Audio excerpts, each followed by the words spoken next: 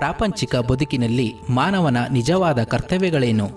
ಜೀವನದಲ್ಲಿ ಸಮಚಿತ್ತತೆಯನ್ನು ಬೆಳೆಸಿಕೊಳ್ಳಬೇಕಾದ ಬಗೆ ಹೇಗೆ? ಸಮತೋಲನದ ಸಾಧನೆ ಬದುಕಿನಲ್ಲಿ ಸಾಧ್ಯವೇ?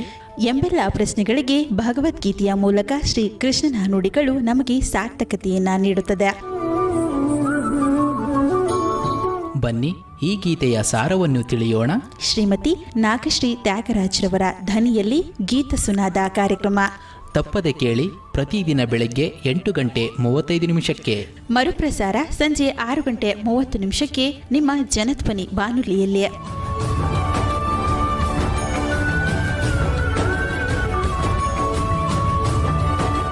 ಓಂ ಶ್ರೀ ಕೃಷ್ಣ ಪರಬ್ರಹ್ಮಣೇ ನಮಃ. ಶ್ರೀಮದ್ ಭಗವದ್ಗೀತಾ. ಜನಧ್ವನಿಯ ಸಮಸ್ತ ಶ್ರೀಕೃಷ್ಣನ ಭಕ್ತರಿಗೆ ನಮಸ್ಕಾರಗಳು. ಗೀತಾ ಸುನಾದದ ಇಂದಿನ ಕಾರ್ಯಕ್ರಮದಲ್ಲಿ ನಾವು ಭಗವದ್ಗೀತೆಯ 7ನೇ ಅಧ್ಯಾಯವಾಗಿರುವ ಜ್ಞಾನ ವಿಜ್ಞಾನ ಯೋಗದ 23ನೆಯ ಶ್ಲೋಕದ ಬಗ್ಗೆ ತಿಳಿದುಕೊಳ್ಳೋಣ. ಆ ಶ್ಲೋಕ ಇಂತಿದೆ: ಅಂತವತ್ತು ಫಲಂ ತೇಷಾಂ ತದ್ಭವತ್ಯಲ್ಪಮೇಧಸಾಂ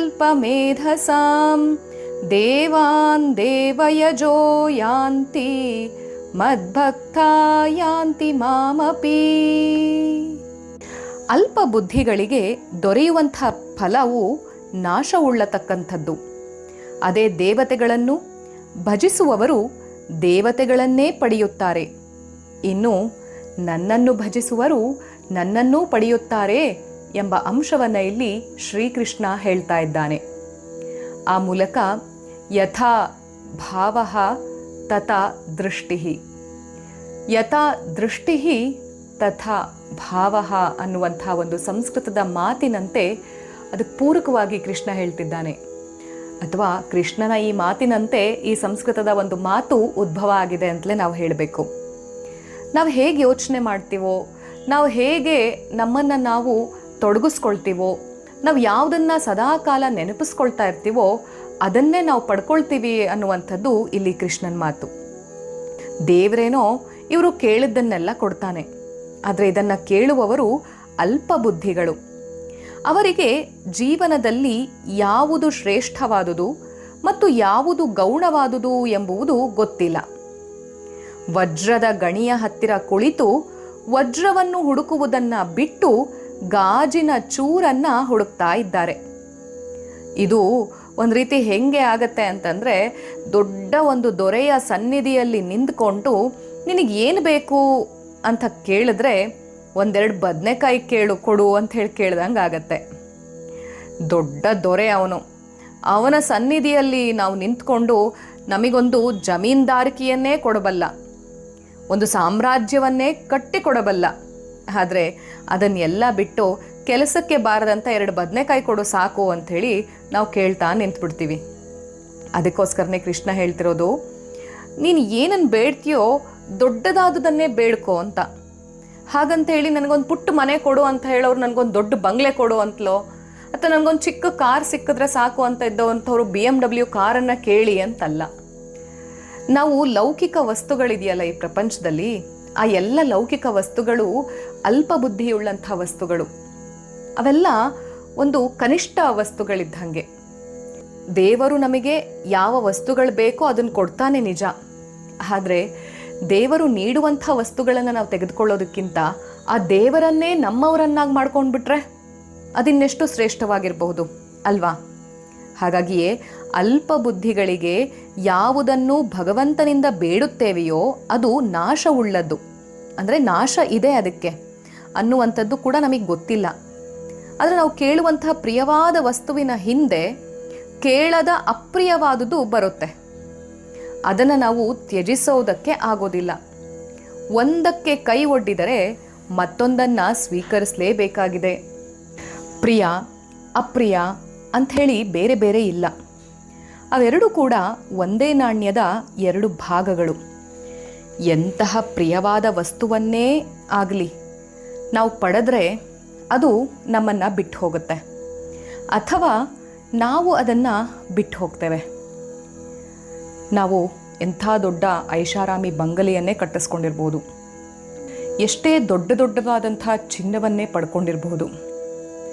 ಅಥವಾ ಎಂತೆಂಥ ವಸ್ತುಗಳು ನಮ್ಮ ಬಳಿ ಇರಬಹುದು. ಅದೆಷ್ಟೋ ಪಾರಂಪರಿಕ ವಸ್ತುಗಳಿರ್ಬೋದು, ಅಥವಾ ತುಂಬ ಹಳೆಯ ಕಾಲದ ರಾಜಮನೆತನದ ಒಂದು ವಸ್ತುಗಳೇ ಇರಬಹುದು. ಎಷ್ಟೇ ಪ್ರಿಯವಾದ, ಎಷ್ಟೇ ಮೌಲ್ಯವುಳ್ಳಂಥ ಒಂದು ವಸ್ತುಗಳನ್ನು ನಾವು ನಮ್ಮ ಬಳಿ ಇಟ್ಕೊಂಡ್ರೂ ಕೂಡ ನಮ್ಮ ಜೀವ ಹೋದ ಕೂಡಲೇ ನಾವು ಅದನ್ನೆಲ್ಲ ಬಿಟ್ಟು ಹೋಗಬೇಕು. ಯಾರೂ ಕೂಡ ಇದನ್ನು ತಪ್ಪಿಸ್ಕೊಳ್ಳೋದಕ್ಕೆ ಆಗೋದಿಲ್ಲ.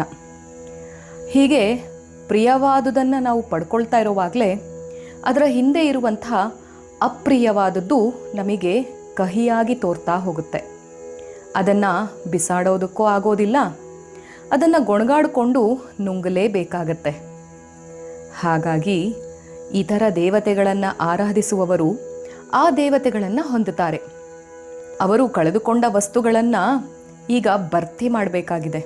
ಅದಕ್ಕಾಗಿಯೇ ಪದೇ ಪದೇ ಅಲ್ಲಿಗೆ ಹೋಗ್ತಾ ಇರಬೇಕಾಗತ್ತೆ. ಅಲ್ಲಿಗೆ ಹೋಗುವುದು ಕೂಡ ಅದೇನು ದೇವರ ಮೇಲಿನ ಪ್ರೀತಿಯಿಂದಲ್ಲ.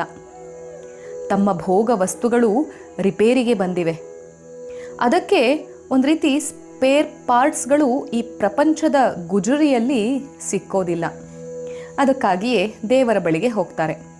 ಆದರೆ ಭಗವಂತನನ್ನು ಪ್ರೀತಿಗಾಗಿ ಪ್ರೀತಿಸುವ ಭಕ್ತ ಮಾತ್ರ ಭಗವಂತನೆಡೆಗೆ ಹೋಗ್ತಾನೆ. ಅವನಿಂದ, ಆ ಭಗವಂತನಿಂದ ಏನನ್ನೂ ಯಾಚಿಸುವುದಕ್ಕೆ ಹೋಗೋದಿಲ್ಲ. ಅವನಿಗೆ ದೇವರೇ ಬೇಕಾಗಿರುವಂಥದ್ದು, ಅವನ ಖಜಾನೆಯೊಳಗೆ ಇರುವಂಥ ಚೂರುಪಾರುಗಳಲ್ಲ. ಹಾಗಾಗಿ ಅನ್ಯ ದೇವತಾ ಭಕ್ತರು ಇಲ್ಲಿ ಅವಿವೇಕಿಗಳೆಂದು ಪರಮಾತ್ಮ ಹೇಳ್ತಾ ಇದ್ದಾನೆ. ಅವರಿಗೆ ಸಿಗುವ ಫಲವೂ ಕೂಡ ಅಶಾಶ್ವತ, ಶಾಶ್ವತ ಅಲ್ಲ. ಹಾಗಾಗಿ ಯಾರು ನನ್ನನ್ನು ಭಜಿಸುತ್ತಾರೋ ಅವರು ನನ್ನನ್ನೇ ಸೇರುತ್ತಾರೆ ಎಂದು ಹೇಳ್ತಾ ಇರುವಂಥ ಅರ್ಥ ಇಷ್ಟೇ. ನೀನು ಯಾವುದನ್ನು ಯೋಚನೆ ಮಾಡ್ತಿರ್ತೀಯೋ, ಯಾವುದನ್ನು ಪೂಜಿಸ್ತಾ ಇರ್ತೀಯೋ, ಯಾವುದನ್ನು ಪಡಿಬೇಕು ಅಂಥೇಳಿ ಹಂಬಲಿಸ್ತಿರ್ತೀಯೋ ಅದೇ ನಿನಗೆ ಕೊನೆಯಲ್ಲಿ ಸಿಗುವಂಥದ್ದು. ಹಾಗಾಗಿ ವಿಷಯಗಳಿಂದ ಮನಸ್ಸನ್ನು ಹಿಂತೆಗೆದುಕೊಂಡು ಅದನ್ನು ಆತ್ಮನಲ್ಲಿಯೇ ನಿಲ್ಲಿಸಿಕೊಳ್ಳುವಂಥ ಸಾಧನೆ ಮಾಡುವವರಿಗೆ ಸಿಗುವಂಥ ಆನಂದ ಶಾಶ್ವತವಾಗಿರುವಂಥದ್ದು. ಅಜ್ಞಾನಿ ಜೀವವು ತನ್ನ ಉಪಾಧಿಗಳಲ್ಲಿ ಮೋಹಗೊಂಡು ಆ ಮೂಲಕ ಸಂಸಾರವನ್ನು ಅನುಭವಿಸಿದ ಹಾಗೆ.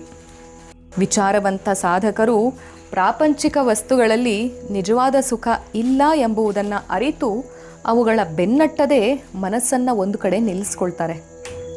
ತಮ್ಮ ಮನಸ್ಸನ್ನು ಧ್ಯಾನದ ಮೂಲಕ ಆತ್ಮನಲ್ಲಿಯೇ ನೆಲೆಸಿಕೊಂಡು ಸ್ವರೂಪಾನಂದದ ನಿಧಿಯನ್ನು ಗಳಿಸ್ತಾರೆ. ಹಾಗಾಗಿ ಗೀತೆಯಲ್ಲಿ ಕೃಷ್ಣನು ನಾನು ಎಂದು ಹೇಳಿದಾಗ ಅದು ನಮ್ಮೆಲ್ಲರ ಆತ್ಮಸ್ವರೂಪವನ್ನು ಸೂಚಿಸುತ್ತದೆಯೇ ಹೊರತು ಕೃಷ್ಣ ಎಂಬ ಭಗವಂತ ಮಾತ್ರ ಅಲ್ಲ. ಆದುದರಿಂದ ಕೃಷ್ಣ ಇಲ್ಲಿ ನನ್ನ ಭಕ್ತರು ನನ್ನನ್ನೇ ಬಂದು ಸೇರುತ್ತಾರೆ ಎನ್ನುವಾಗ ದೇವಕಿಯ ಮಗನಾಗಿ ಅಷ್ಟಮಿ ದಿವಸ ಮಧುರೆಯಲ್ಲಿ ಹುಟ್ಟಿದ ಕೃಷ್ಣನ್ಗಾಗಿ ಹೇಳ್ತಾ ಇರೋ ಮಾತಲ್ಲ ಇದು. ತಾನು ಸಮರ್ಪಕವಾದ ಅಖಂಡ ಬ್ರಹ್ಮನೆಂಬ ಪೂರ್ಣ ಪ್ರಜ್ಞೆಯಿಂದ ಹೇಳ್ತಾ ಇದ್ದಾನೆ ಕೃಷ್ಣ. ಆದುದರಿಂದ ಈ ಹೇಳಿಕೆಯ ಅರ್ಥ ಏನು ಅಂತಂದರೆ, ನೀನು ನನ್ನನ್ನು ಪೂಜಿಸಿದ್ರೆ ನೀನು ನನ್ನನ್ನೇ ಪಡಿತೀಯಾ ಅನ್ನುವಂಥ ಒಂದು ವಾಕ್ಯದ ಅರ್ಥ ಏನಂತಂದರೆ, ಇಲ್ಲಿ ಆತ್ಮನನ್ನು ತಿಳಿದವನು ಆತ್ಮನೇ ಆಗುತ್ತಾನೆ ಎಂಬಂತೆ. ಆತ್ಮನನ್ನು ತಿಳಿದವನು ಆತ್ಮನನ್ನೇ ಆಗುತ್ತಾನೆ, ಅಥವಾ ಬ್ರಹ್ಮನನ್ನು ತಿಳಿದವನು ಬ್ರಹ್ಮನೇ ಆಗುತ್ತಾನೆ. ಹಾಗಾಗಿ ಇಲ್ಲಿ ತನ್ನನ್ನು ತಾನು ತಿಳ್ಕೊಳ್ಬೇಕಾಗಿರೋದು ಪರಮ ಸತ್ಯ ಅನ್ನುವಂಥ ಅಂಶವನ್ನು ಇಲ್ಲಿ ಕೃಷ್ಣ ಹೇಳ್ತಿದ್ದಾನೆ ಹೊರತು ಕೇವಲ ಗೋಪಿ ಲೋಲ ಆಗಿರುವಂಥ ಕೃಷ್ಣನನ್ನು ಭಜಿಸಿ ಅಂತಲ್ಲ. ಹಾಗಾಗಿ ತನ್ನನ್ನು ತಾನು ತಿಳಿಬೇಕು ಎಂಬ ಈ ಮಾತಿಗೆ ಮುದ್ದುರಾಮ ಅದು ಯಾವ ಮಾತನ್ನು ಹೇಳ್ತಾ ಇದ್ದಾನೆ, ಅದು ಯಾವ ಪದ್ಯ ಸೂಕ್ತವಾಗತ್ತೆ ಗಮನಿಸೋಣ ಬನ್ನಿ. ನುಡಿ ಸತ್ಯ ಬಿಡು ಹಿಂಸೆ ಮರೆ ಮೋಹ ಅದು ಧರ್ಮ, ನುಡಿ ಸತ್ಯ ಬಿಡು ಹಿಂಸೆ ಮರೆ ಮೋಹ ಅದು ಧರ್ಮ, ನಯವಿರದ ನಡೆಯಂತೆ ದಯೆಯಿರದ ಧರ್ಮ, ಸಾರ ಸುಖ ಸಂತಸಕ್ಕೆ ಪರಮ ಪದ ಕದುವೆ ನೆಲೆ, ಸಾರ ಸುಖ ಸಂತಸಕ್ಕೆ ಪರಮ ಪದ ಕದುವೆ ನೆಲೆ, ಧರ್ಮವೇ ಸಿದ್ಧರಸ ಮುದ್ದು ರಾಮ, ಧರ್ಮವೇ ಸಿದ್ಧರಸ ಮುದ್ದು ರಾಮ. ಹಾಗಾಗಿ ಧರ್ಮದ ಸಿದ್ಧರಸಕ್ಕೆ ನಾವು ಸಿದ್ಧಗೊಳಿಸ್ಬೇಕು ಅಂತೇಳಂದರೆ ನಾವು ಸತ್ಯವನ್ನು ನುಡಿಯಬೇಕು, ಹಿಂಸೆಯನ್ನು ಬಿಡಬೇಕು, ಮೋಹಗಳನ್ನು ಮರೆಯಬೇಕು. ಆಗ ನಾವು ಧರ್ಮವನ್ನು ಪಾಲಿಸ್ದಂಗಾಗತ್ತೆ. ನಯವಿಲ್ಲದೆ ಹೋದರೆ, ದಯೆ ಇಲ್ಲದೆ ಹೋದರೆ ಅದು ಧರ್ಮ ಹೇಗಾದೀತು? ಸಾರ ಸುಖ ಸಂತಸಕ್ಕೆ ಪರಮ ಪದಕದುವೇ ನೆಲೆ. ಹಾಗಾಗಿ ಸತ್ಯ, ಹಿಂಸೆಯನ್ನು ಬಿಡುವಂಥದ್ದು, ಮೋಹವನ್ನು ತ್ಯಜಿಸುವಂಥದ್ದು ಮಾಡಿದಾಗ ನಮ್ಮನ್ನು ನಾವು ಅರಿತುಕೊಳ್ಳುವಲ್ಲಿ ನಾವು ಸಾಫಲ್ಯವನ್ನು ಸಾಧಿಸ್ತೇವೆ. ಅಂಥ ಒಂದು ಸಾಫಲ್ಯಕ್ಕೆ ನಮ್ಮೆಲ್ಲರ ಚಿತ್ತ ಹರಿಯಲಿ ಎಂಬುವಂಥದ್ದೇ ಮುದ್ದುರಾಮನ ಮತ್ತು ಶ್ರೀಕೃಷ್ಣನ ಮಾತು. ಅತ್ತ ಕಡೆ ನಮ್ಮ ಚಿತ್ತ ಹರಿಯಲಿ. ಶ್ರೀ ಗುರುಭ್ಯೋ ನಮಃ. ಹರಿ ಓಂ. ಸರ್ವಂ ಶ್ರೀಕೃಷ್ಣಾರ್ಪಣಮಸ್ತು.